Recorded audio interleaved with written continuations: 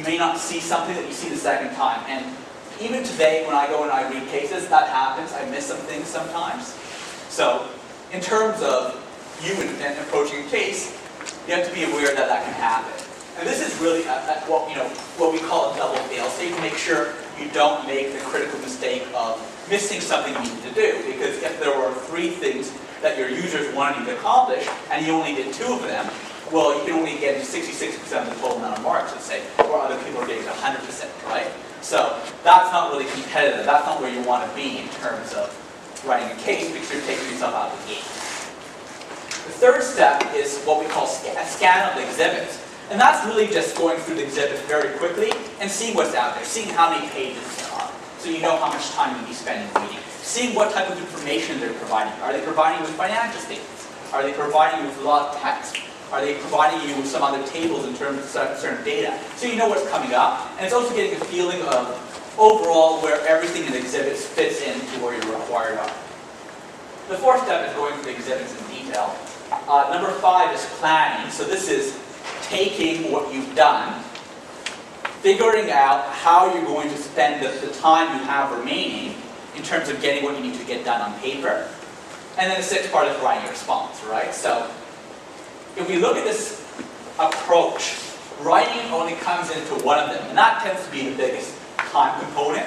I would say the first 5 steps will take up about 33% of the amount of time, 25 to 33% of the amount of time you spend when you're reading, and then the rest of the time will be spent when writing. And when you get efficient in doing this, it's actually a really time-effective way of doing it, because if you end up rushing the reading and you tend to end up what we see what a lot of writers do is you end up rereading the cases over and over and over again, and they never really get to what they need to be getting to. So I'm just going to go over in a bit more in detail, and we're going to do this with one of the cases that we have in front of you in terms of how we're going to do our read the short text. And I'm also going to introduce a tool what we call the outline. And what the outline is designed to do is take, perhaps a 5-page case, and in terms of case length, we've seen 5 minutes be the shorter end. We've seen cases go in accounting up to 6 or 7 pages certainly for the shorter period of time. And to take a 5-page case full of words and put it onto 1 page, that's about half full. It's about giving yourself a plan of attack so that when you're writing it, you don't need to go back to your case. You'd rather have a document in front of you that you can use when you're writing. And this is an efficiency thing, right? It'll save you time when you're writing. So when we talk about identifying the required, I just want to go a bit specific.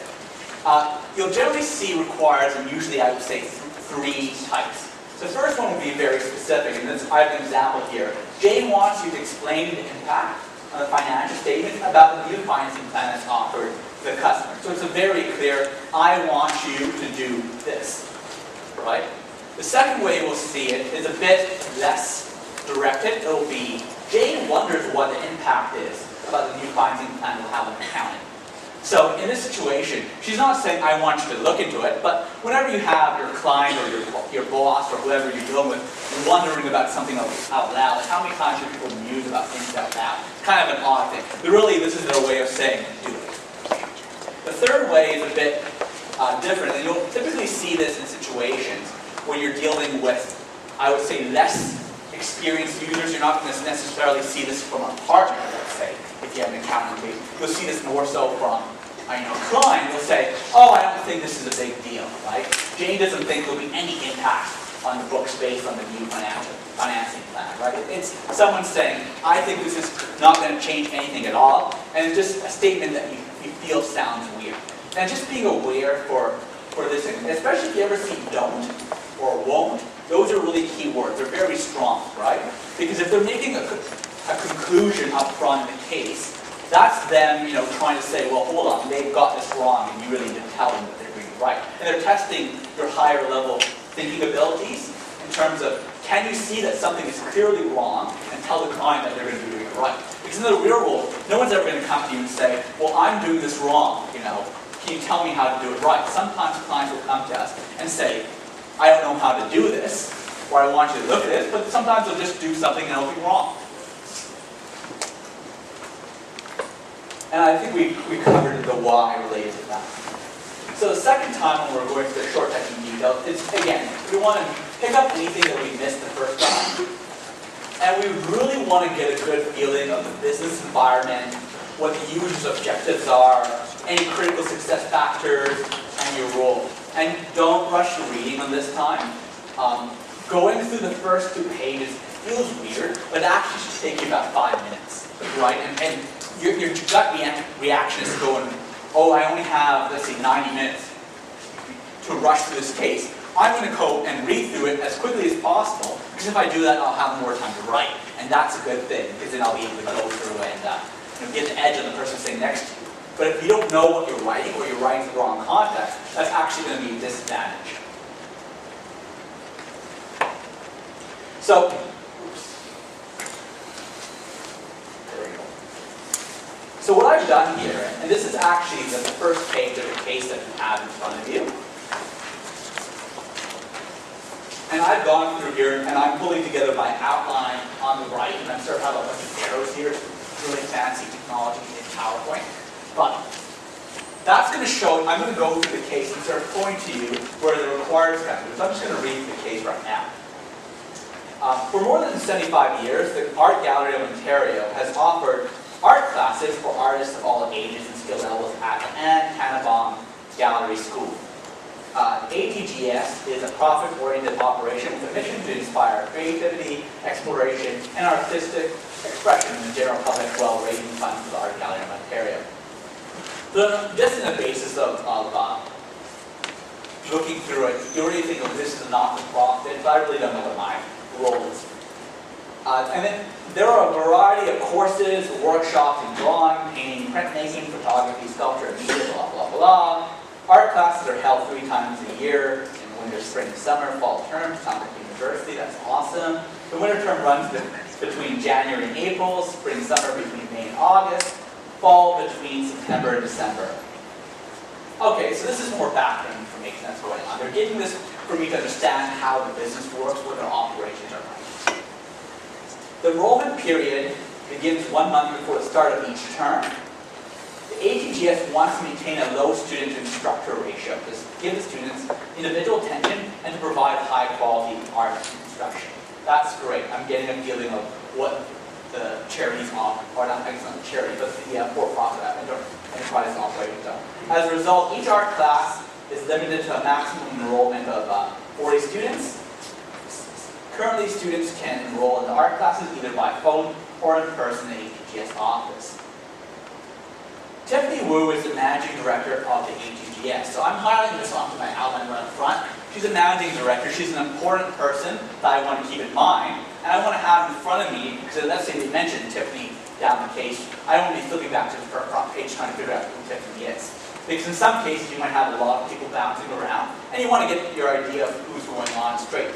For example, if a certain person is asking you to prepare a report, you don't want to prepare the report to the wrong person. It makes you look like you don't know what you're talking about, which is generally not a good thing. She believes that the talent, dedication, and energy of instructors and volunteers are the lifeblood of ATGS. There is a faculty of 10 experienced instructors and numerous volunteers. Each instructor teaches 2 art classes in their area of expertise each term and is paid $5,000 per class. Most of the volunteers are high school students who are completing their volunteer community service and hours required to graduate.